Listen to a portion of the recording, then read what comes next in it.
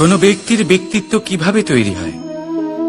আপনার কি মনে হয় যে ব্যক্তি জন্ম থেকে তার স্বভাব নিয়ে জন্মায়, নাকি আপনার মনে হয় যে এই প্রকৃতি ব্যক্তির জন্য তার নিয়তি রচনা করে? না, এরকম একেবারেই হয় না। আমি আপনাকে বোঝাচ্ছি।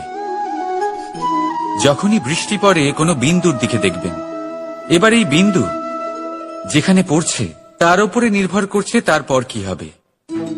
যদি এই বিন্দু পড়ে কোনো ক্ষেতের উপরে, তাহলে কোনো নতুন ফসলের জন্ম দেবে। যদি সে গরম কড়াইতে পড়ে, তাহলে বাষ্পীত হবে। যদি সে কোনো সাপের মুখের ভেতরে পড়ে, তাহলে বিষ তৈরি হবে। ঝিনুকের ভেতরে পড়লে মুক্ত তৈরি হবে। যদি কোনো পাতার ওপরে পড়ে, তাহলে শিশির তৈরি হবে। একই বিন্দু, কিন্তু তার সঙ্গত তার ভবিষ্যৎ এবং ব্যক্তিত্ব নির্ধারণ করবে। এবার এটা তো শুধুমাত্র এক বিন্দু, তার কাজ হলো শুধুমাত্র পড়া। কোথায় সেটা সেও নির্ধারণ করতে পারে না। কিন্তু আপনি হলেন মানুষ। আপনি বাছাই করতে পারবেন যে আপনার সঙ্গী কারা হবে, কাদের সাথে আপনি মেলামেশা করে বড় হবেন। তাই তা ভালোভাবে করুন, কারণ এই নির্বাচন আপনার হাতে, কারণ এই জীবন আপনার, ভবিষ্যৎ আপনার। এবার আপনি মহান হতে চান কি না, তার নির্ণয় আপনাকেই করতে হবে। আসুন আমার সাথে ভালোবেসে বলুন, রাধা রাধা। আপনি কখনো কোনো ইঁদুর দেখেছেন? তার সবসময় কিছু না কিছু চাই, ঠোকরাতে থাকে সারা দিন সারা রাত। কখনো আপনার রান্নাঘর থেকে কিছু নেবে, তো কখনো ভাড়ার ঘর থেকে কিছু নেবে। কখনো আপনার জামা ছিঁড়বে, কিছু তুলে নিজের গর্তে নিয়ে চলে যাবে। কিন্তু আপনি দেখুন, সে কখনোই সন্তুষ্ট হয় না, ওর পেট কখনোই ভরে না। ঠিক তারই বিপরীত হলো নদী। কারোর থেকে কিছুই নেয় না, শুধুই দান করে। নিজের জল এই প্রকৃতিকে বিলিয়ে দেয়, এই ধরাকে ভিজিয়ে বয়ে চলে, এই প্রকৃতিকে একটা নতুন জন্ম দেয়। আর এই নদী যে সবসময় শুধুমাত্র দান করে, আপনি দেখবেন এই নদী কখনোই খালি হয়ে যায় না। এটা থেকে আপনি কি শিখলেন? যে সবসময় ছিনিয়ে খায়, সে সবসময় অভুক্তই থাকে। যে ব্যক্তি সবসময় সবাইকে দান করে, তাকে এই ক্ষুধা কখনোই জ্বালায় না। যে ইঁদুর যে সবসময় ছিনিয়ে খায়, একলা হয়ে যায়, তার শত্রু তৈরি হয়। সেখানেই নদী যে সবসময় সবাইকে দান করে, তাকে মানুষ মা ভেবে তার পুজো করে। তাই ছিনিয়ে নয়, দান করাতে বিশ্বাস রাখুন। আর আসুন আমার সাথে ভালোবেসে বলুন, রাধা রাধা। এই উই ধরা গাছের গুড়ি দেখতে পাচ্ছেন আপনারা? কোনো এক সময় এটা একটা সুগঠিত কাণ্ড ছিল। কোনো একদিন এক সুদূর বন থেকে একটি উই পোকা এখানে আসে, এতে বাসা বানায়। এই গাছের গুড়ি তখন কোনো প্রতিবাদ করেনি। তারপর দেখতে দেখতে সময়ের সাথে আরো উই এখানে জমাট বাঁধে, আর ক্রমাগত তাদের সংখ্যা বাড়তে থাকে। আর দেখতে দেখতেই এই কাঠের গুঁড়ি আর প্রতিবাদ করার মতো অবস্থাতেই থাকে না, নিজেই এক শুকনো কাঠে পরিণত হয়। কিছু বুঝতে পারলেন? অসৎ সঙ্গ, অসৎ অভ্যাস সময় থাকতে থাকতে বন্ধ করে দিন। আর যদি এরম না হয়, এ আপনার জীবন চক্র স্তব্ধ করে দেবে। রাধা রাধা। এই পাত্র দেখছেন আপনারা? কি সুন্দর এটা! জলকে শীতল রাখে আর ঘরকে সুন্দর। এবারে ভাবুন, যদি এই পাত্র আমার হাত থেকে পড়ে যায়, তাহলে ভেঙে গেল, তাই না? এবার কি হবে? আপনি বলবেন সহজ ব্যাপার, আরো একটা পাত্র কিনে নাও, এক মুদ্রায় পেয়ে যাবে। এই পাত্রের বাস্তবিক মূল্য আপনি যদি জানতে চান, তাহলে সেই কুম্ভকারকে জিজ্ঞাসা করুন, যিনি এই পাত্র বানিয়েছেন। কতটা পরিশ্রম করতে হয়েছে ওনাকে তা জিজ্ঞেস করুন। সর্বপ্রথম তিনি সেই মাটি মেখেছেন, তারপর তাকে চাকায় বসিয়ে গঠন করেছেন, তারপর কতবার চেষ্টা করে তাকে সঠিক আকার দিয়েছেন, তারপর আগুনের তাপে পুড়িয়ে তাকে কঠিন বানিয়েছেন, তারপর রং করে তাকে সাজিয়ে আমাদের সামনে প্রস্তুত করেছেন। এত পরিশ্রম দ্বারা তৈরি এই পাত্র আমরা স্বল্প দামে নিজের করে নিলাম। এটাই হয় পরিবারের সাথেও। অনেক সময় মানুষ আবেগের বশে, স্বার্থের কারণে এই পরিবারকে ভেঙে ফেলে। কখনো ভেবেছেন সেই মাতা পিতার বিষয়ে, যারা সেই পরিবারকে গড়ে তুলেছেন, তাকে আগলে রেখেছেন, পালন পোষণ করেছেন? কখনো ভেবেছেন সেই বিষয়ে? ভবিষ্যতে যদি কখনো এরকম কোনো চিন্তাধারা মাথায় আসে, এমন কোনো ভাবনা আসে যার কারণে আপনি পরিবারকে ভাঙতে চলেছেন, নিজেকে আটকে নিন। নিজেকে মনে করান সেই মাতা পিতার বিষয়ে, ওনাদের পরিশ্রমের বিষয়, ওনাদের ধৈর্যের বিষয়, তাদের প্রেমের বিষয়। আপনার আশা, আবেগ, আপনার স্বার্থসিদ্ধি, এই সব কিছু তার সামনে খুবই ছোট মনে হবে। রাধা রাধা। বর্ষা ঋতু শুরু হলেই পাখিদের মধ্যে চাঞ্চল্য বেড়ে যায়। আর সেটা হবে নাই বা কেন? বাসা ভেঙে যায়, বৃক্ষ ভেঙে পড়ে, প্রত্যেক পাখি তার থাকার জন্য একটা নতুন জায়গার, একটা ছায়ার, একটা ছাদের খোঁজে থাকে। শুধু একটা পাখি এসব কিছুই করে না, না তো তার এসব সমস্যা নিয়ে কোনো চিন্তা থাকে, না কোনো দরকার পড়ে। আর সেই পাখি হলো বাজ। সেই সব সমস্ত ছোটখাটো সমস্যার থেকে অনেক দূরে ওপরে উড়ে বেড়ায়, মেঘের থেকেও অনেক উঁচুতে। তাই এই সব ছোটখাটো সমস্যা যা আপনার জীবনে এসে থাকে, এই সব নিজের চারপাশকে ঘিরতে দেবেন না। নিজের চিন্তা ভাবনাকে অনেক উঁচুতে রাখুন। আপনার সমস্ত সমস্যা নিজে থেকেই নিচে চলে আসবে। রাধা রাধা। সুরক্ষা প্রত্যেক ব্যক্তির জন্য গুরুত্বপূর্ণ, কিন্তু এটাই মানুষের সবথেকে বড় শত্রু। কিভাবে?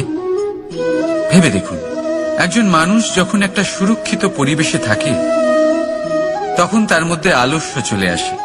সে জানে যে আমাকে না ভবিষ্যতের জন্য কিছু করতে হবে, আর না আজকের জন্য কিছু করতে হবে, শুধুই জীবন যাপন করতে হবে।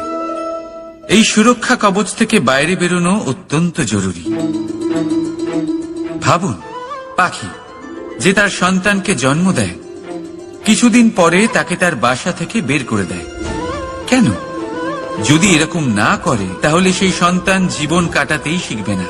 যদি তাকে ডাল থেকে নিচে না ফেলে দেয়, সেই সন্তান উড়তেই শিখবে না, তার পাখনা শক্তিশালী হবেই না, সে তার নিজের বাসা তৈরি করার চেষ্টাই করবে না।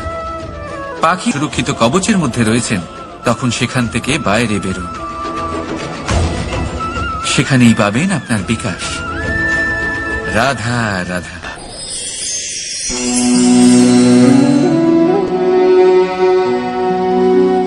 করে দিলাম শেষ। সংসার সর্বদা কৃষ্ণকে এই কথা শোনাবে যে কৃষ্ণ নিজেই নিজের মামার হত্যা করেছে। কিন্তু এটা সময়ের প্রয়োজন ছিল। আর এই কিন্তু হত্যা নয়, বধ ছিল। আর ব্যক্তি নিজের বধ নিজেই ডেকে আনে। এই সংসারে এগিয়ে চলা অতি আবশ্যক, কিন্তু কোথায় নিজেকে থামাতে হবে সেটা জানা তার চেয়েও বেশি আবশ্যক। আর যে এটা বুঝতে পারে না, তার অন্ত সুনিশ্চিত। যে ব্যক্তি নিজের ভুল বুঝতে পারে তার মুক্তি লাভ হয়, আর যে স্বীকারও করতে পারে না তার বধ সুনিশ্চিত। মথুরার রাজা কংস, তার বধ এই জন্য হয়নি কারণ সে আমায় হত্যা করার প্রয়াস করেছে, আমার মাতা পিতা বা আমার দাদুকে বন্দী করেছে। ওর বধ এই জন্য হয়েছে যে ওর ঘৃণা প্রেমের সীমায় আসা সত্ত্বেও থামেনি। কংস মামা এটা কখনো বোঝেনি যে নিজেকে কখন থামাতে হবে। আর যা কিছু সে করেছে, যত পাপ সে করেছে, তা নিয়ে কখনো মন্থনও করেনি। অনেকবার বোঝানোর পরেও সব সময় প্রেমের থেকে মুখ ফিরিয়েছে। আর কি করল? শুধুই ঘৃণার দ্বারা এই ভালোবাসার ক্ষতি করার চেষ্টা করল। তাই মনে রাখবেন, এই সংসার, এর জীবন শক্তি হল প্রেম। আর যে এই প্রেমের ক্ষতি করার চেষ্টা করবে, তার অন্ত, তার বধ সুনিশ্চিত। রাধা রাধা। সূর্যের তাপ এতটাই প্রখর হয়, তা সমস্ত বনস্পতিকে শুষ্ক করে দেয়। পুকুর হোক, নদী হোক, সরোবর হোক, সমস্ত শুষ্ক হয়ে যায়। কিন্তু আপনি কখনো শুনেছেন সূর্যের তাপে সমুদ্র শুকিয়ে গেছে? এমন কখনোই হয় না। আর এর পেছনেই লুকিয়ে রয়েছে এক অমূল্য জীবনের শিক্ষা। সমুদ্রের মতো নিজেকে ধৈর্যশীল করে তুললে, নিজেকে সংযমী করে তুললে, সূর্যের তাপ আপনার কোনো ক্ষতি করতে পারবে না। আপনার অন্তর থেকে সেই তাপ বাষ্পায়িত হয়ে মেঘ তৈরি হয়ে সূর্যকে ঢেকে দেবে। আর তারপর হবে শুধু সাফল্যের বৃষ্টি। তাহলে আসুন আর আমার সাথে ধৈর্যের সাথে বলুন, রাধা রাধা। মানুষ অসুস্থ কেন হন? শারীরিক দুর্বলতার কারণে? না, মানুষ অসুস্থ হন তার মানসিকতার কারণে, তার বিবেকের কারণে, তার কর্মের কারণে, তার ক্রোধের কারণে। আর যখন কেউ সুস্থ হন, ঠিক হয়ে যান, তার মানে এটা নয় যে শুধু ওষুধের জন্য তিনি সুস্থ হয়েছেন। না, এটা কারোর তার প্রতি প্রেমের প্রভাব, বিশ্বাসের প্রভাব, সম্বলের প্রভাব। শুধুমাত্র ওষুধ দিয়ে কিছুই হয় না।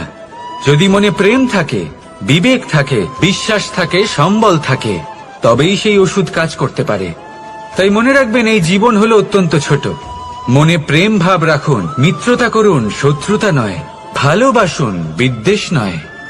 আর এই ভালোবাসার সাথেই বলুন, রাধা রাধা। মানুষ জীবনে সব সময় চিন্তা করে, ভাবতে থাকে যে তার জীবনে কতই না সমস্যা। তারপরে নিজের আশেপাশে দেখে আর ভাবে যে সবাই কত প্রসন্ন, শুধু আমার জীবনেই সমস্যা আছে। কিন্তু বিষয়টা তা নয়। শুধু প্রত্যেক ব্যক্তিরই নয়, প্রত্যেক প্রাণীরও জীবনে সমস্যা আছে। এবার মানুষ একটা পাখিকে দেখে এটাই ভাবে যে এদের জীবন কতটা সহজ। কোন দেশেরই সীমারেখা এদের ওপর লাগু হয় না। কোথায় থাকবে সেই নিয়েও কোনো ভাবনা নেই। কত শান্তির জীবন এদের। তারপর সে একটা পিঁপড়েকে দেখে আর এটা ভাবে, কি অসাধারণ, এদের তো সারা জীবনই মাটির উপরেই অতিবাহিত হয়, খাবারটাও মাটিতেই পেয়ে যায়।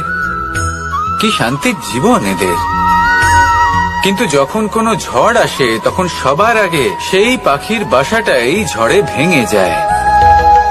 এই পাখি যে শাখাতেই গিয়ে বসে পড়ুক, তাদের উপর সবসময় সংকট থাকে যে ওপর থেকে কোনো বড় পাখি এসে তাদের উপর প্রহার না করে, তারা নিজেদের প্রাণ না হারায়। আর যদি কথা বলি পিঁপড়েকে নিয়ে, এদের উপর সবসময় সংকট থাকে যে কোনোভাবে বাতাস বা জল এদের ভাসিয়ে না নিয়ে যায়, কোনো প্রাণী ওকে পা দিয়ে পিষে না দেয়, এই পিঁপড়ে পিষ্ট হয়ে না মারা যায়।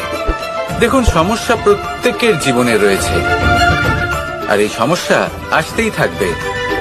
এর অর্থ এটা নয় যে এই সমস্যার সম্মুখীন হওয়া যায় না, এর সমাধানও সম্ভব নয়। প্রত্যেক সমস্যার সমাধান অবশ্যই আছে, শুধু শান্ত মনে সেটা খুঁজে বের করতে হবে। তাহলে সেটাই করুন, প্রত্যেক সমস্যার সমাধান করতে থাকুন। যত সমাধান করবেন, জীবন আনন্দময় হয়ে উঠবে। যদি সমাধান না করেন, তাহলে আজীবন দুঃখই পেতে থাকবেন। আসুন আমার সাথে ভালোবেসে বলুন, রাধা রাধা। কর্ম, ধর্ম আর কর্তব্য, এই তিনটি একে অপরের সাথে জড়িত। আর অনেক সময় এই তিনটি পালন করতে করতে আমাদের সেই ব্যক্তির সামনে গিয়ে দাঁড়াতে হয়, তার বিরুদ্ধেই যেতে হয়, যাকে আমরা সব থেকে বেশি ভালোবাসি। কিন্তু সেইখানে এই যুদ্ধ কোনো ব্যক্তিগত যুদ্ধ থাকে না। এ হলো কর্ম, ধর্ম আর কর্তব্যের যুদ্ধ। এটা সরল নয়, অত্যন্ত কঠিন হয় তার সম্মুখীন হওয়া যাকে আমরা সব থেকে বেশি সম্মান করি। কিন্তু আমাদের তো আমাদের ধর্মের পথে চলতেই হবে, কারণ আমরা কর্মবদ্ধ, কর্তব্যবদ্ধ, আর এটাই করা উচিত। শুধু এটুকু মনে রাখবেন, যদি আপনার উদ্দেশ্য শুভ হয়, আপনার ভাবনা শুভ হয়, আপনি যদি কর্ম, ধর্ম আর কর্তব্যের পথে অগ্রসর হন, তাহলে এই প্রক্রিয়াতে যদি আপনাকে আপনার আরাধ্যেরও সামনে দাঁড়াতে হয়, তাহলেও আপনার কোনো ক্ষতি হবে না। তাহলে আসুন আর আমার সাথে ভালোবেসে বলুন, রাধা রাধা। সাথী, সাথী এই শব্দটির ব্যাখ্যা কে কিভাবে করে? মিত্র, সখা, বন্ধু। কিন্তু অর্থ একটাই, তিনি যিনি আপনার সঙ্গী হন আর তিনি যার সাথী আপনি হন। এবার সব থেকে বড় প্রশ্ন হলো এটাই যে তিনি কে হতে পারেন যাকে আপনি আপনার সাথী বলে মেনে নিতে পারেন, নিজের সখা, নিজের মিত্র, নিজের বন্ধু মেনে নিতে পারেন। আপনার সাথী হলেন তিনি যিনি দুঃখের সময় আপনার পাশে থাকবেন, আপনার হাত ধরে থাকবেন। আপনার সাথী হলেন তিনি যার হাত আপনি নিজের সুখের দিনে ধরে থাকবেন। সেই সাথীরই হাত ধরুন যিনি দুঃখে সবসময় আপনাকে সাহায্য করার জন্য তৎপর হয়ে থাকেন, আপনার পাশে থাকেন, আর যাকে সুখের দিনে আপনি আপনার সাথে রাখতে পারেন। আর যখন আপনার সাথে আপনার এই সাথী থাকবে, তখন আপনি এটা বুঝবেন যে যখন জীবনে দুঃখ আসে, তখন এই দুঃখ কমে যায়, সবার মধ্যে ভাগ হয়ে যায়। আর যদি তখন সুখ আসে, তাহলে সেটা সবার উপস্থিতিতে আরো বেড়ে যায়।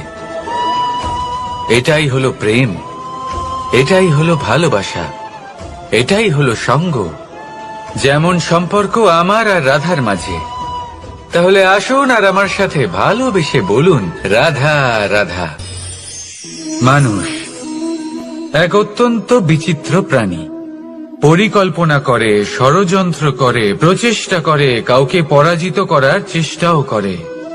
সাপকে একটা দড়ি মনে করে হাতে চেপে ধরার চেষ্টা করে, কিন্তু একটা কথা বুঝতেই পারে না, সময়ের এই সাপ, এটা হাতে চেপে ধরাই যায় না। আর আপনি যা করবেন তা আবার ফিরে আসবে আপনারই সামনে। দেখুন, এতে কিছুই যায় আসে না যে আপনি কুম্ভকারের পুত্র নাকি কৃষ্ণের পুত্র। যদি আপনি অনুচিত কর্ম করেন, তাহলে আপনার সাথেও অনুচিতই হবে। অশুভ কর্ম করলে আপনার সাথেও অশুভই হবে। কুরু বংশ অত্যন্ত মহান বংশ ছিল। এই কুরু বংশ কি হলো তার সাথে? একটা গোটা বংশ বয়ে গেল, কারণ ওনাদের উদ্দেশ্য অশুভ ছিল। অন্যদিকে 5 জন বনবাসী পাণ্ডব মহাভারত বিজয়ী হলেন, কারণ তাদের উদ্দেশ্য শুভ ছিল। তাই মনে রাখবেন, শুভ অগ্নি প্রজ্বলিত করবেন, শুভ তাপ সঞ্চার হবে। অশুভ অগ্নি প্রজ্বলিত করবেন, নরকেই জ্বলতে হবে। তাহলে আসুন আর আমার সাথে ভালোবেসে বলুন, রাধা রাধা।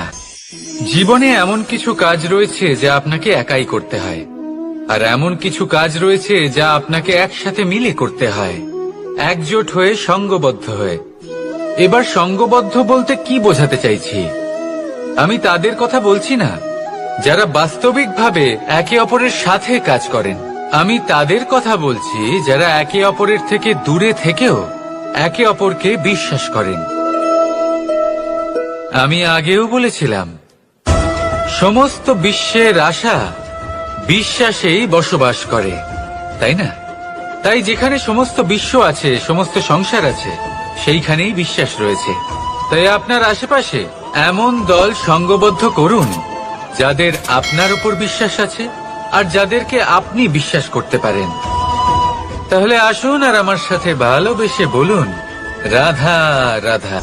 আমরা যে মানুষকে চাই, যাকে আমরা ভালোবাসি, তাকে একটা উপহার অবশ্যই দিতে চাই। এমন এক উপহার যা ওনার ভালো লাগবে, যা শ্রেষ্ঠ হবে, অতি প্রিয় হবে, বহুমূল্য হবে, বা বলতে পারেন মূল্যবান হবে। তাই আমরা কি করি? আমরা বাজারে যাই, তার জন্য স্বর্ণ, আভূষণ, হিরে, মুক্ত এইসব নিয়ে আসি। কিন্তু এটাই কি সর্বশ্রেষ্ঠ উপহার? কখনোই না। সর্বশ্রেষ্ঠ উপহার হলো স্বাধীনতা, তাকে নিজের মনের মতো বাঁচার স্বাধীনতা। যদি আপনি কাউকে স্বাধীনতা না দিতে পারেন, তাহলে সে কোথাও না কোথাও বন্দী হয়ে যায়, তার বিকাশ কোথাও না কোথাও আটকে যায়। কিন্তু যদি আপনি কাউকে স্বাধীনতা দিতে পারেন, তাহলে আপনি দেখবেন ও সমস্ত সংসারকে, এই জীবনকে নিজের দৃষ্টিভঙ্গি দিয়ে দেখবে, বুঝবে যে কোনটা হলো উচিত আর কোনটা হলো অনুচিত। আর এটাই হলো সর্বশ্রেষ্ঠ। আর এবার যদি কাউকে স্বাধীনতার মাধ্যমে এত বড় একটা শক্তি দিতে পারেন, তাহলে আপনি আমাকে বলুন, এর থেকে বড় উপহার আর কি হতে পারে? আসুন আর আমার সাথে ভালোবেসে বলুন, রাধা রাধা। পিতা আর পুত্রের সম্পর্ক অত্যন্ত মধুর হয়ে থাকে। পিতা স্বপ্ন দেখেন, তাকে পূর্ণ করার সকল সম্ভাব্য চেষ্টা করেন, কিন্তু তাও অনেক সময় ওনার স্বপ্ন অপূর্ণ থেকে যায়। তখন পিতা ভাবেন যে স্বপ্ন উনি পূর্ণ করতে পারেননি, ওনার সন্তান তা অবশ্যই পূরণ করবে। যে স্থানে উনি কখনো পৌঁছতে পারেননি, সেই স্থানে ওনার পুত্র অবশ্যই পৌঁছবে।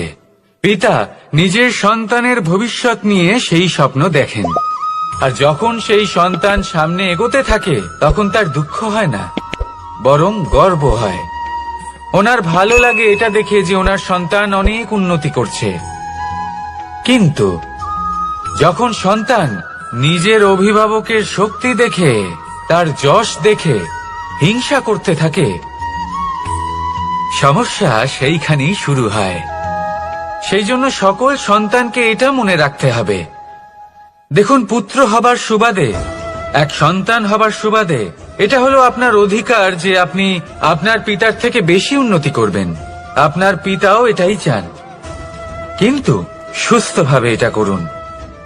একটা রেখা টেনে নিন, যাতে আপনি তাতে এগোতে পারেন, আর আপনার পিতার তাতে গর্ববোধ হয়, আর সেই বিষয়ে দুঃখ না হয় যে আমার সন্তান আমাকেই ছোট করার চেষ্টা করছে।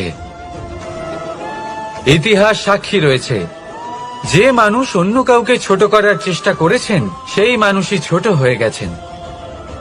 আর আমার মনে হয় না আপনি এটা চান, কারণ কোনো একদিন আপনিও কারোর পিতা হবেন। আসুন আমার সাথে ভালোবেসে বলুন, রাধা রাধা। প্রেম এই সংসারে এসেছিল এই সংসারকে প্রেমের শিক্ষা দেওয়ার জন্য, এই জীবনের সুখের অনুভূতি আসলে কি তা শেখানোর জন্য। কিন্তু যদি সত্যি কথা বলি, তো আমি নিজেই প্রতিদিন প্রেমের নতুন নতুন স্বরূপ দেখতে পাই, প্রেমের একটা নতুন অনুভূতি প্রত্যেক নতুন দিনে। আর তার কারণ হলো এই প্রেম অনন্ত, এ হলো দৈব। প্রেম হলো এই সংসারের সব থেকে বড় ঢাল এবং সব থেকে বড় অস্ত্র। এই প্রেম ছাড়া না কোনো ন্যায় হয়, আর না কোনো শাস্ত্র, না জীবন আছে, আর না অন্ত। এবার যদি এই প্রেম মনের মধ্যে বাস করতে শুরু করে, তাহলে কখনো কোনো সমস্যাই হবে না, আর যদি হয়েও থাকে, তাহলে তা স্থায়ী হবে না। এই প্রেম কি না করতে পারে? এই প্রেম সমস্ত সমস্যা মিটিয়ে ফেলতে পারে, আপনার মনের মধ্যে অহংকারকেও বিনাশ করে দিতে পারে, আপনাকে সাক্ষাৎ ঈশ্বরের সাথে দেখা করাতে পারে। তাই প্রেমের দ্বারা প্রয়াস করতে থাকুন, এই সংসারের প্রত্যেক মানুষকে, প্রত্যেক বস্তুকে, প্রত্যেক জীব জন্তুকে ভালোবাসবেন। আর এই প্রেমের দ্বারাই বলুন, রাধা রাধা। আজ আমি আপনাকে এমন এক গল্প শোনাবো যা আমার নন্দ বাবা আমাকে শুনিয়েছিলেন যখন আমি ছোট ছিলাম। কাহিনী একজন সাধু আর একজন বিছের। একবার এক সাধু নদীর পাড়ে স্নান করছিলেন। উনি দেখলেন যে জলের প্রবাহে একটা বিছে ভেসে যাচ্ছে। তার প্রাণ বাঁচানোর জন্য উনি তাকে তুলে নদীর পাড়ে রাখার চেষ্টা করলেন, কিন্তু যেই সেই বিছেকে উনি হাতে তুললেন, সেই বিছে ওনাকে কামড়ে দিল। সাধু আবার চেষ্টা করলেন, সেই বিছেকে হাতে নেওয়াতে সে আবার তাকে কামড়ে দিল। আরো একবার চেষ্টা করাতে ওনার শিষ্য ওনাকে জিজ্ঞেস করল, আপনি কি করছেন গুরুদেব? এসব কি হচ্ছে? আপনি তারই প্রাণ বাঁচানোর চেষ্টা করছেন যে আপনাকে কামড়ে দিচ্ছে। গুরুদেব উত্তর দিলেন যে ও বিছে হয়েই নিজের কর্ম করছে, নিজের প্রবৃত্তি, নিজের ব্যবহার বদলাচ্ছে না। তাহলে আমি সাধু হয়ে তা কেন বদলাবো? এর তাৎপর্য হলো সরল, যে সংসারে কিছু মানুষ আছেন যারা হয়তো খারাপ, দুষ্ট প্রকৃতির, আর হয়তো তারা কখনোই বদলাবেন না, কখনোই কোনো পরিবর্তন আসবে না।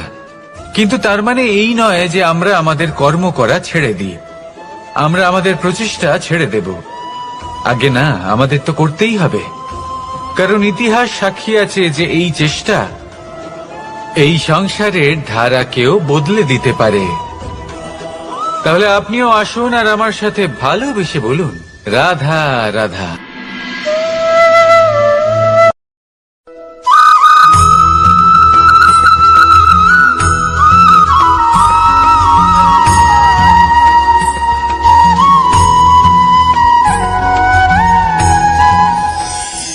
ভাগ্য, কত সুন্দর শব্দ এই ভাগ্য, কিন্তু যতটা সুন্দর ঠিক ততটাই রহস্যময় এই শব্দ। কখন কি হবে কেউ জানে না। লোকে বলে যে ভাগ্যে যা লেখা আছে তার চেয়ে বেশি কিছুই পাওয়া যায় না, তার চেয়ে কমও কিছুই পাওয়া যায় না।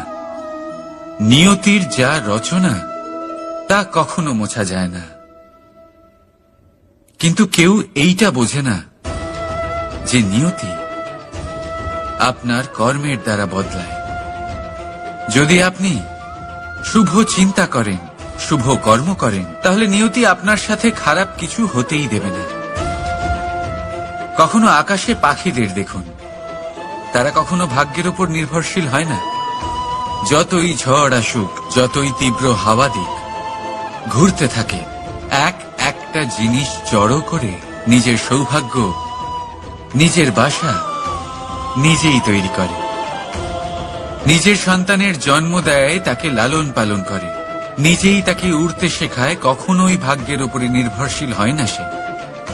এই বিষয়টা আমাদেরও শিখতে হবে। তাই মনে রাখবেন, আপনার ভাগ্য নিয়তির লিখন নয়।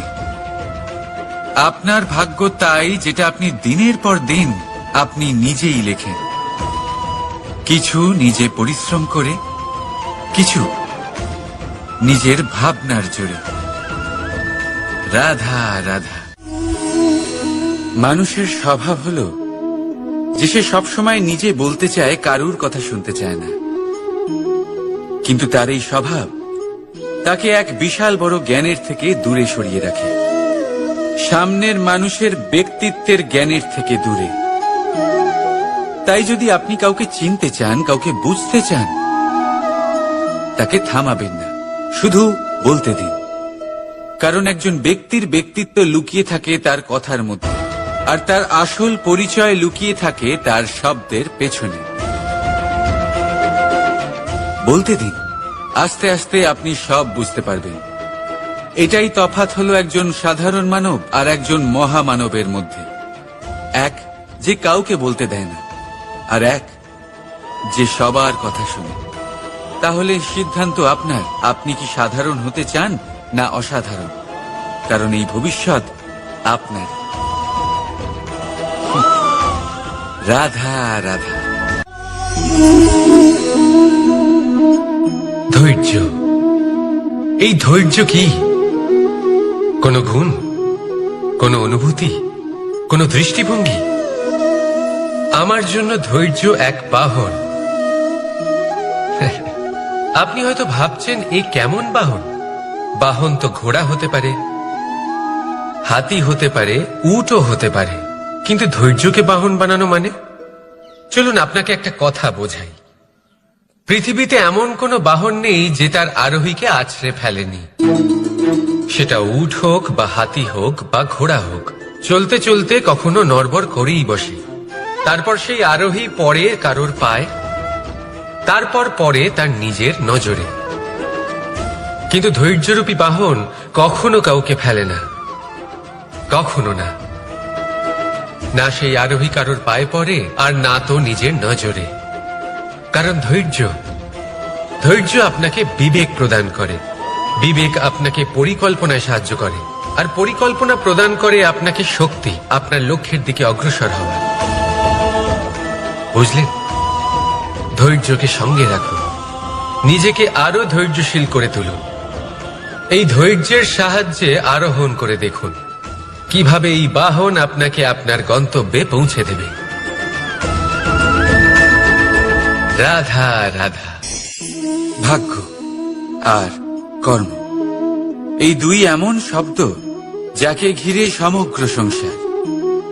কেউ বলে আমার ভাগ্যে এটা ছিল না, যা পেলে আমার জীবন অন্যরকম হতো। কেউ বলে আমার গত জন্মের কর্ম নিশ্চয়ই এমন ছিল, যে কারণে এই জন্মে এরকম ভাগ্য পেয়েছি আমি। এই সব বাদ দিন আর একবার শান্ত চিত্তে ভাবুন। আপনি বুঝতে পারবেন যে ভাগ্য আর কর্ম এই দুই এই জন্মের। তফাৎ শুধুমাত্র এটা। রাধা রাধা।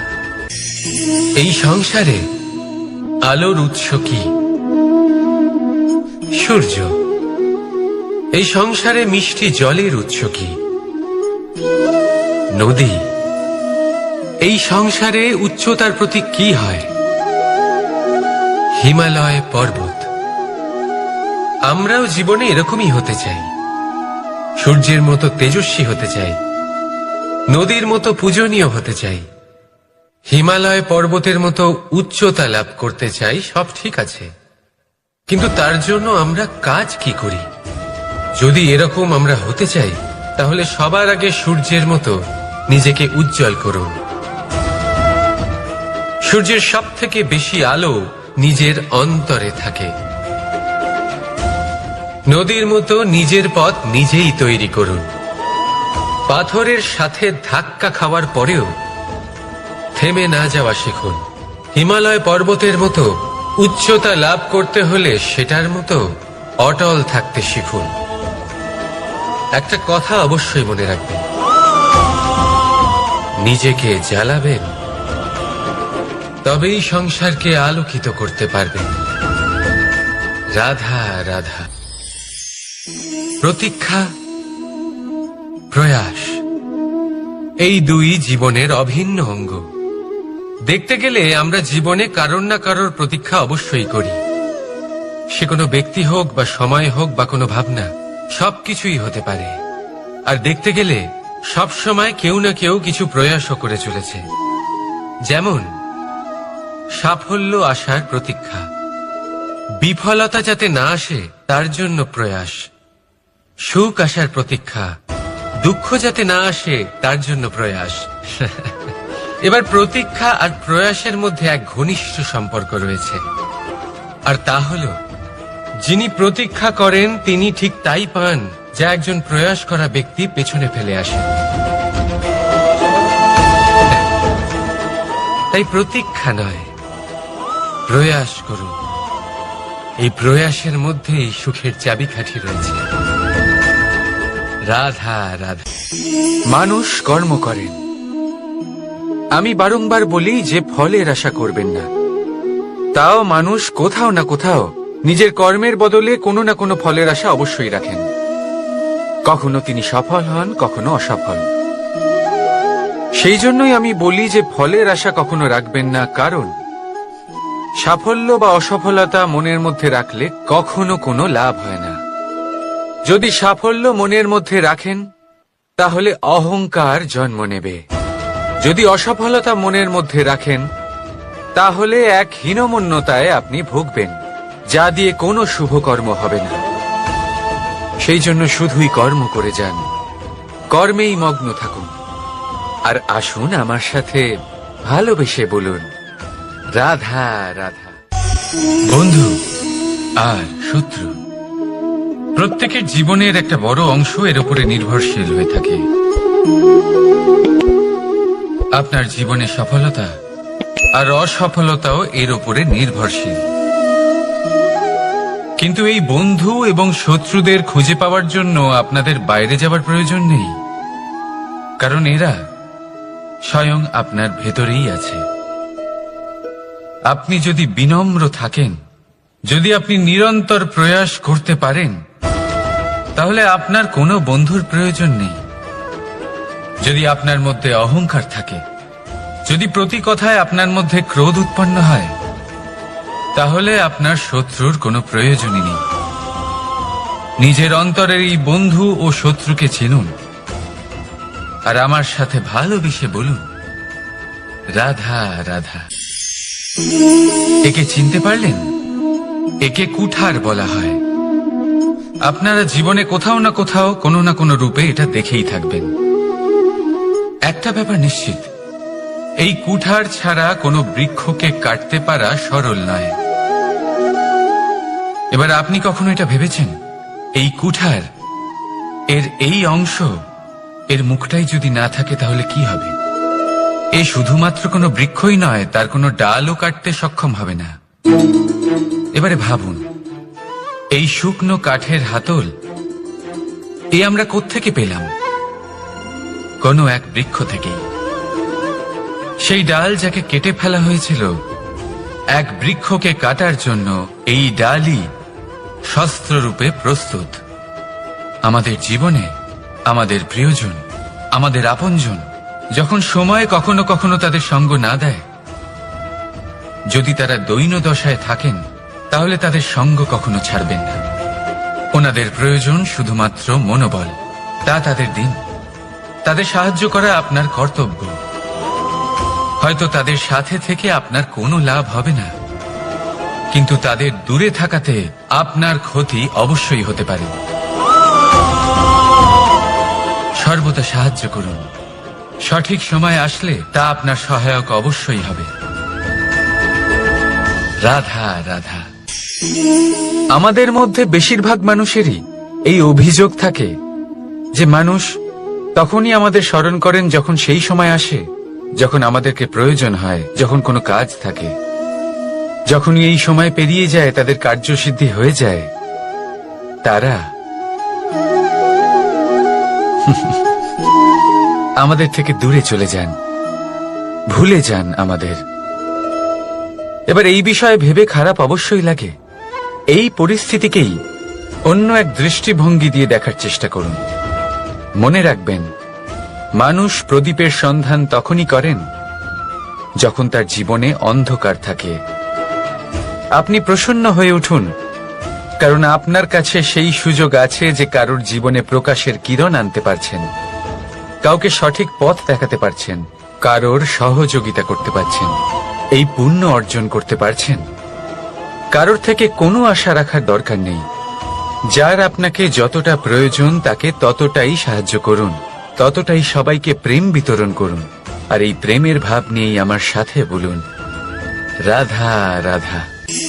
এটা সেই নৌকার প্রতিরূপ যা আমাদের নদী পার করায়। এবার বিষয়টা একটু ভেবে দেখুন। সেই বিশাল নৌকা যা আমাদের নদী পার করায়, সেটার নির্মাণ নদীতে নয়, ডাঙায় হয়। আর যদি আমরা এটাকে নদী অবধি পৌঁছতে চাই, তাহলে আমাদের দরকার পড়ে কোনো গরুর গাড়ির অথবা ঘোড়ার গাড়ির। তার সাহায্যে একে বহন করা হয়। এবার পথে যদি কোনো জলধারা আসে, কোনো নদী আসে, আর সেটাকে পার করতে হয়, তাহলে তখন সেই নৌকার ওপরে গাড়ি রাখা হয়, তারপর তাকে পার করা হয়। অর্থাৎ এই যাত্রা দুজনের সংযোগ ছাড়া সম্পূর্ণ হতেই পারবে না। সেই জন্যই এই প্রবাদ আছে, কখনো নৌকা তো কখনো গাড়ি। আমাদের সম্পর্কের মধ্যে অতি আবশ্যক, আমাদের সম্পর্কের মধ্যে অত্যন্ত গুরুত্বপূর্ণ হল সংযোগ। সবসময় একসাথে চলা, সংযোগ স্থাপন করা। সবসময় সুখী থাকবেন। রাধা রাধা। পুস্তক, পুস্তক থেকে আমরা কি না শিখতে পারি।